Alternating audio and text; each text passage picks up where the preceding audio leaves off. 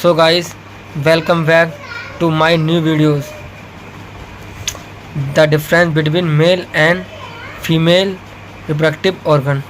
So now I discuss about first point of this.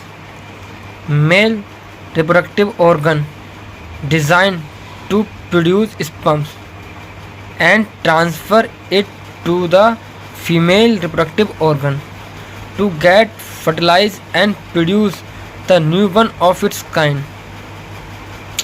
So guys, male reproductive organ, जो male reproductive organ होता है वो design किया गया है टू प्रोड्यूस स्पर्म।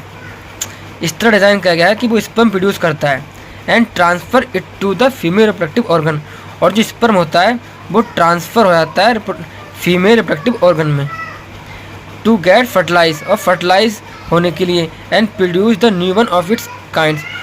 और जब वो स्पर्म और ओव्यूम आपस में फर्टिलाइज होते हैं तो प्रोड्यूस करते हैं जाइगोट, जैसे कि एक नया ऑफ स्प्रिंग बनता है the new of its kind, उनके तरह ही। Now we discuss about female reproductive system. Female reproductive organ designed to produce ovum और eggs and when get fuse with the male gamete और sperm produces the young ones and nurtured it till the full growth before birth। यानी कि female जो reproductive organ होता है वो design किया गया है टू प्रोड्यूस ओव्यूम, वो ओव्यूम प्रोड्यूस करेगा और एग प्रोड्यूस करेगा एंड व्हेन गेट फ्यूज, और जब वो फ्यूज होगा विद द मेल गैमेट्स से और स्पर्म से, वो प्रोड्यूस करेगा यंग वंस, एक नया young ones and nurture it will the full growth before birth. जन्म मतलब उससे फिर फुल ग्रोथ मिलती है माँ से जब तक वो बर्थ नहीं ले पाता है। Now we discuss about its second point. It is located around the pelvis region but outside the body so that it can maintain the temperature required by the sperm to stay healthy. आप जानते होंगे कि जो mail का sperm होता है वो temperature maintain रखने के लिए उसे पेल्विस रीजन में रखा गया है, लोकेटेड किया गया है, बट आउटसाइड द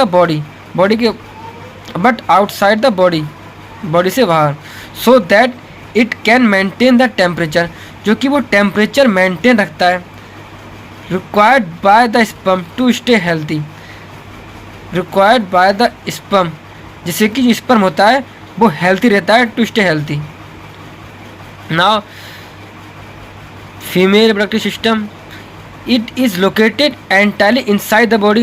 जो फीमेल रिप्रोडक्टिव सिस्टम है उसको लोकेटेड किया जाता है इनसाइड द बॉडी के अंदर, with entry and exit points at the vulva and separate opening for urination and menstruation. यानी कि जो फीमेल रिप्रोडक्टिव ऑर्गन है उसको इनसाइड द बॉडी रखा गया है। ये जब मतलब ओपनिंग इसकी, ये जब खुलता है, इसकी जब ओपनिंग होती है जब यूरिनेशन, जब पेशाब आएगी, और मेंस्ट्रुएशन साइकिल, जब मेंस्ट्रुएशन साइकिल आएगी। Now we discuss about third point, types of hormones. यानी कि जो मेल रिप्रोडक्टिव ऑर्गन है उसमें कौन कौन से हार्मोन्स पाए जाते हैं। First one is androgen and testosterone.